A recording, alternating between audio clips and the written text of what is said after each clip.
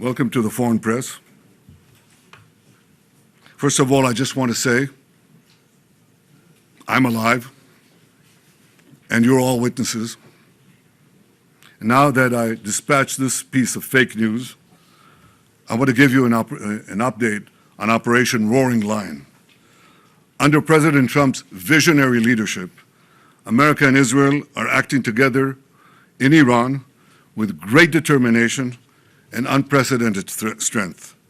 Operation Rising Lion is designed to remove the existential threats posed by the Ayatollah regime, the regime that has waged war against America and Israel and the people of Iran for 47 years.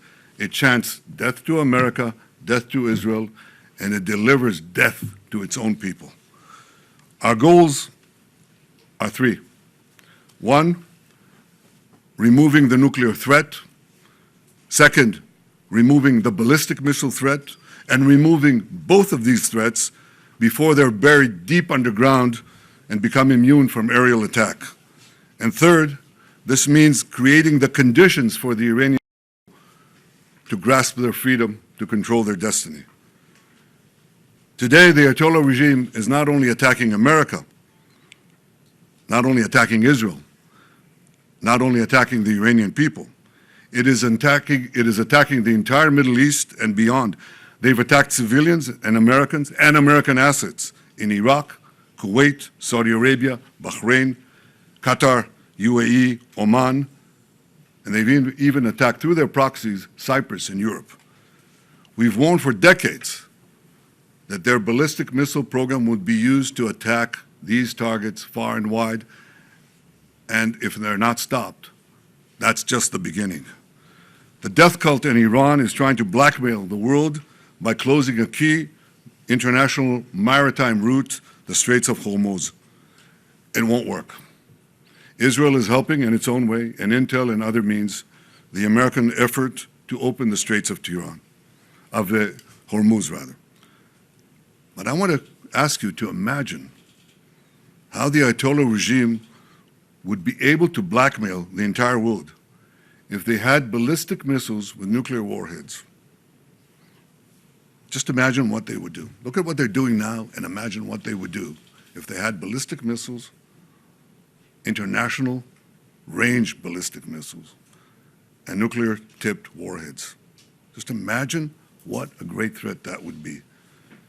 So today, Israel and the United States are protecting America, Israel, the entire Middle East, but I venture to say the entire world. Despite the fake news that is unfortunately being spread since the start of the war 20 days ago, we are winning and Iran is being decimated. Iran's missile and drone arsenal is being massively degraded and will be destroyed. Hundreds of their launchers have been destroyed, their stockpiles of missiles are being hit hard, and so are the industries that produce them. That's important. In Rising Lion, we destroyed missiles and we destroyed a lot of the nuclear infrastructure. But what we're destroying now are the factories that produce the components to make these missiles and to make the nuclear weapons that they're trying to produce. We're wiping out their industrial base in a way that we didn't do before. Iran's air defenses have been rendered useless. Their navy is lying at the bottom of the sea. Today we hit the other part of their navy in the Caspian Sea. Their air force is nearly destroyed. Iran's command and control structure is in utter chaos. And I can tell you that there's still more work to do, and we're going to do it. And I want to close these opening remarks with one other fake news, and that is that Israel somehow dragged the U.S. into a conflict with Iran. Does anyone really think that someone can tell President Trump what to do? Come on. President Trump always makes his decisions on what he thinks is good for America, and may I add, I think what is also good for future generations.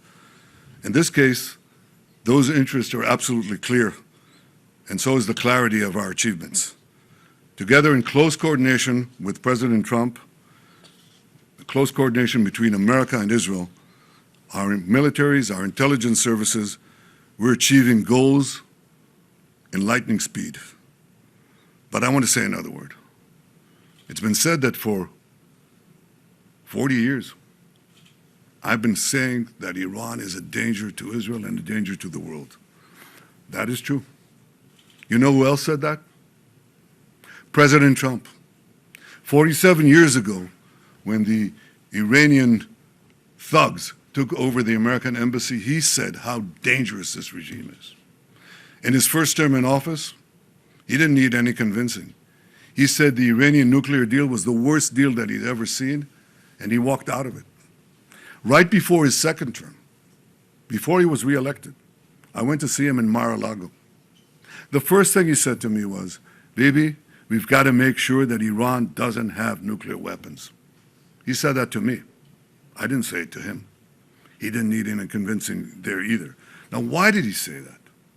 Because for more than 4 decades, this regime, as I said in the beginning of my remarks, is chanting death to Israel, death to America. But they say Israel is only the small Satan standing in their way. The great Satan is the United States of America. And these ideological fanatics, these lunatics, define their raison d'etre, their reason for being, as wiping out Western civilization and America that leads it. They have claimed the lives, they've maimed and wounded thousands of Americans in Iraq and Afghanistan.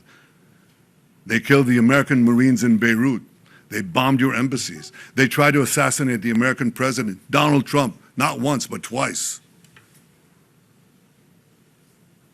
Now they blackmail for oil.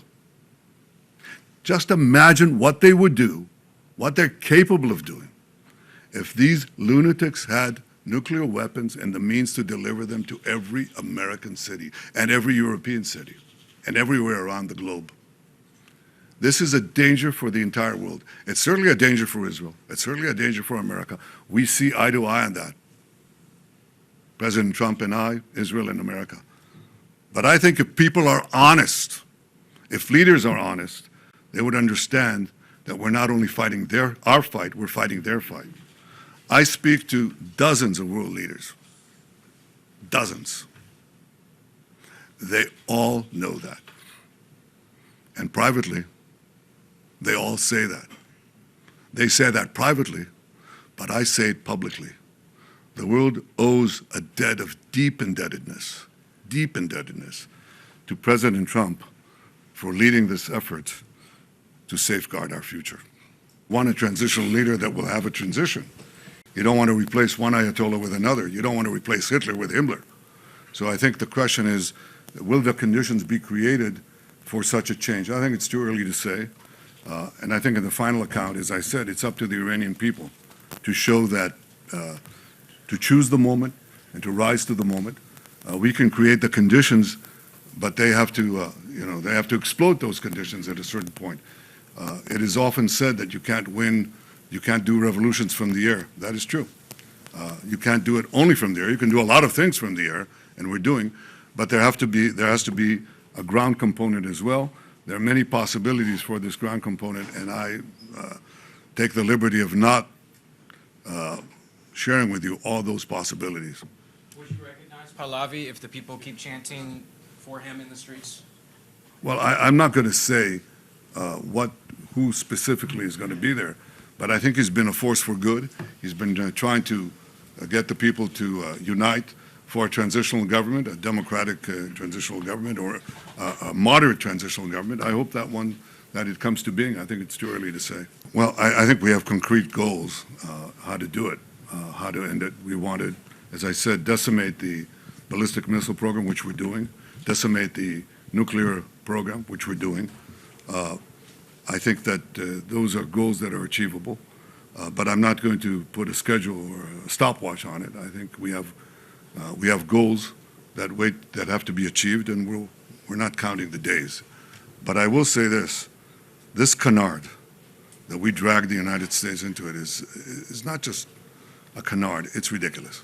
It's just ridiculous. I mean, I think President Trump said it best, and I said it as well many times. There's always a danger in acting.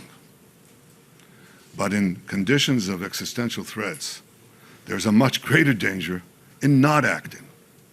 What do you think would have happened if America did not act now. Just imagine what would have happened. In a few months' time, no more than a year, Khamenei, still alive, would have ordered the beginnings of the new nuclear program and the reconstructed ballistic missile program to move underground. Now, it'll take them a little time, maybe a few years, but you can't reach those programs. And they develop intercontinental ballistic missiles, okay?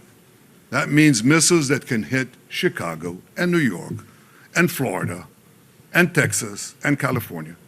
Oh, but they don't have it yet. That's what people said. Right, let's wait. Well, just let them do it, you know. Just wait and let them do it. You won't be able to do it.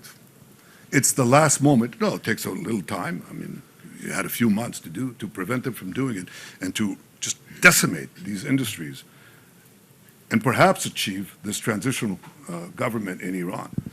So you sit back and you say, well, it's not going to happen in the next Thursday, so let's not act. I tell you that there's enormous risk in not acting, much greater risk than acting. And if you think that the oil markets are in trouble today, think of Iran with nuclear weapons and the means to deliver them. Then think of the blackmail that you would endure.